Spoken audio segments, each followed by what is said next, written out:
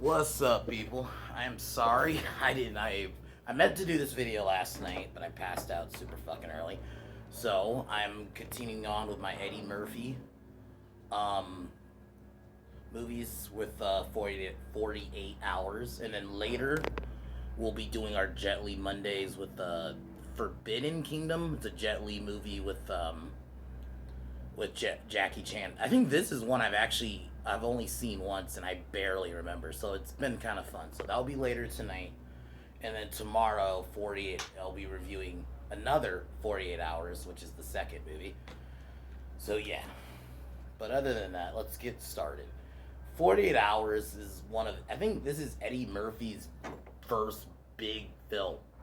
Obviously after leaving SNL, and this was a movie I'd watched for the first time like several years ago. Because, for the most part, most Murphy movies I watched were like the Beverly Hills Cop ones, Coming to America, like the big ones he did.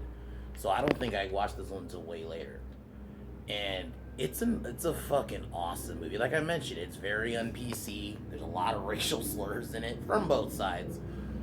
The scene with Eddie at the fucking redneck restaurant or redneck bar was fucking hilarious. Nick Nolte's a great character too, even though he's kind of an asshole the whole movie, and that's what makes it great. Is they're both assholes. That's the kind of like the point. You can argue, yes, some of these characters are not that likable, you know. Besides Eddie Murphy, it's because it's Eddie Murphy. But this movie is fucking fun. You have the native the Indian guy from Predator. Um,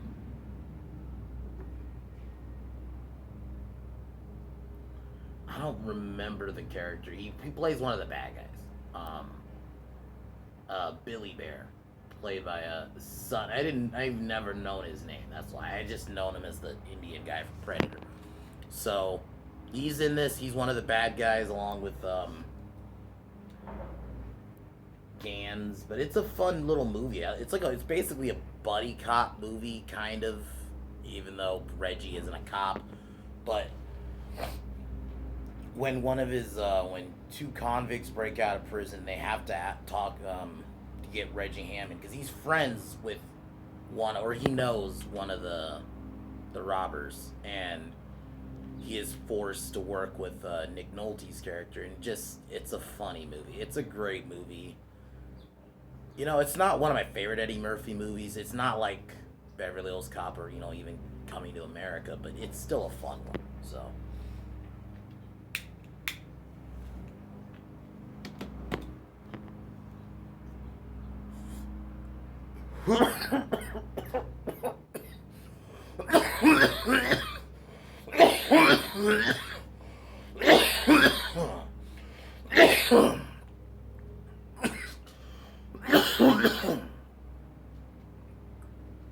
So the movie opens up with they're in like some, I think they're working on in prison.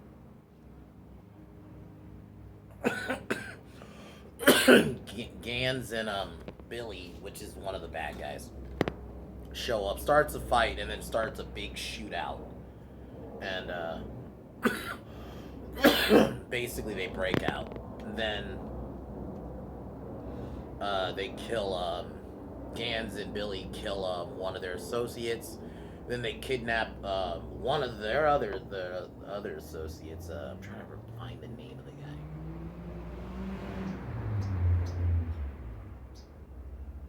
Okay, so they kidnap. I don't remember the name, but they kidnap because they want the money that Reggie hid, which is going to be mentioned later. And so they kidnap his girlfriend and then make him leave. Then this is where we're introduced to Jack Cates, I think is his name. Yeah, Jack Cates. This is um, Nick Nolte's character, and we're also introduced to his wife.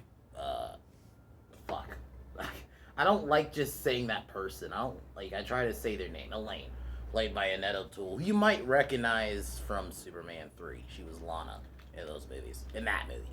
So he goes to the hotel. And the guy who played Zach from Beverly Hills Cop 1, he was Victor Maitland's henchman. He's also in this. He plays a cop. He gets gunned down while they try to confront Gantz and Billy Bear. So he's forced to.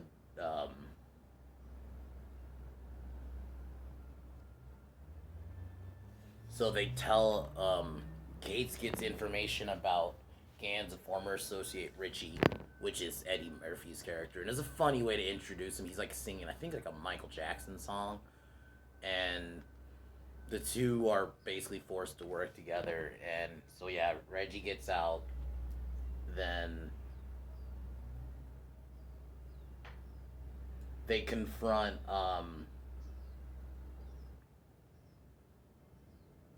So yeah, they confront Luther. So that's what the guy's name was. So they confront Luther.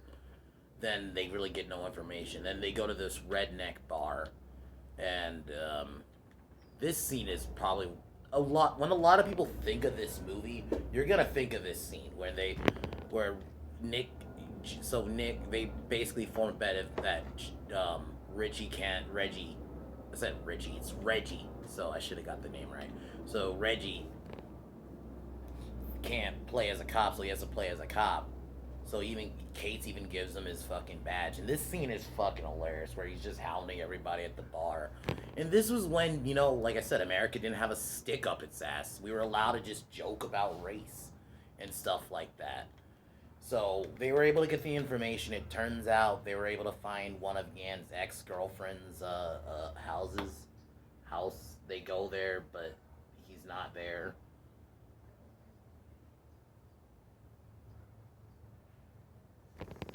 Because the girlfriend says that her and Billy are done, then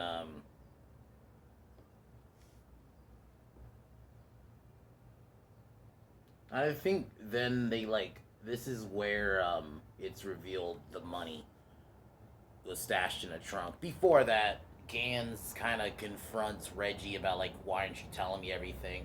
Then obviously he throws some race, and throughout the film he calls Reggie, convict. Not just him. A lot of people call Reggie just convict in this movie. But then yeah, obviously drops the N word. We get a fun little brawl, and man, it's a funny fucking scene. I fucking love it. I don't care if there are racial slurs thrown. It's a funny scene. It's a funny movie, man. You know, and it was a funny fight. Just so they get the information. Then the next day, Luther gets the car with the money. Reggie and Jack follow him. Then we get a chase off in the train station. Then pretty much I think they lose Luther, Gans, and Billy.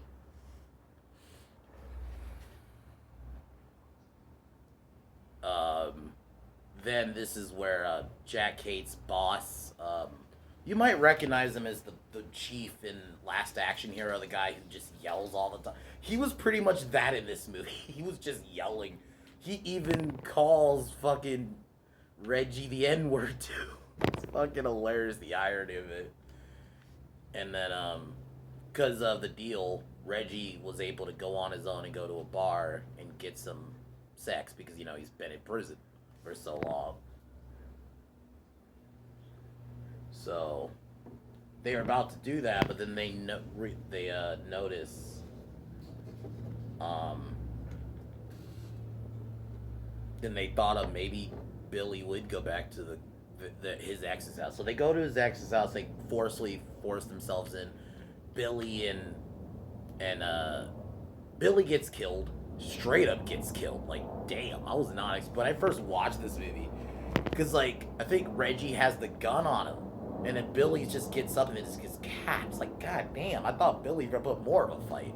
So they confront Gans, and Gans has Reggie. Then Kate shoots Gans, and then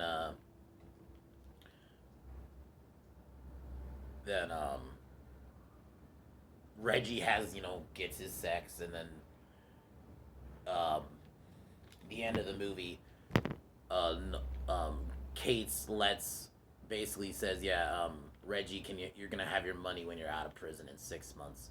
So yeah, basically that's how the film ends. He goes to prison, and then yeah, they share a laugh. It's a funny movie, man. Yeah, there's a lot of race stuff in this, like jokes and stuff, but it's a fucking hilarious movie. And one of Eddie's best roles, especially considering for his first. This is his first really big role because he was in SNL before this, so it was like his first when SNL was actually good.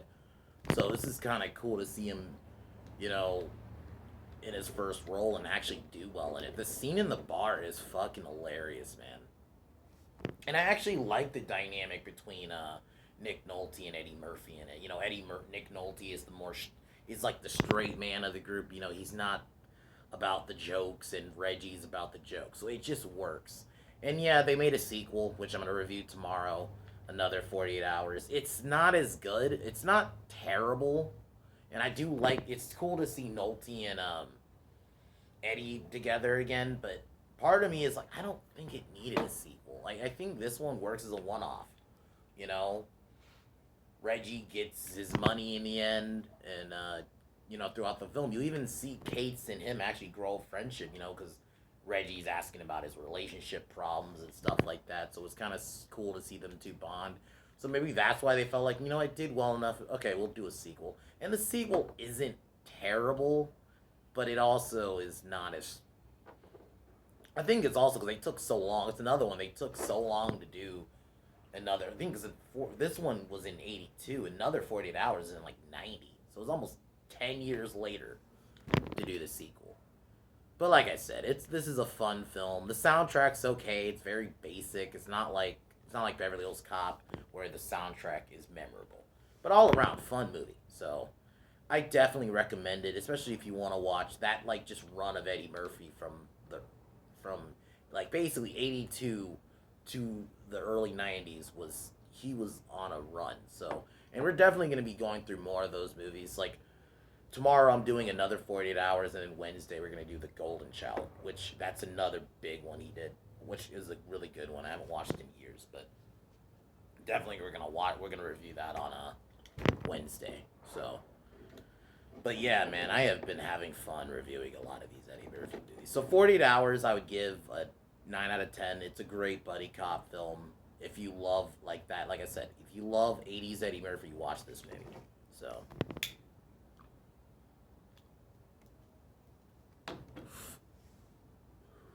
later tonight, like I said, I'm gonna be reviewing Forbidden Kingdom. So it's a Jet Li movie with Jackie Chan that came out, I think 2008.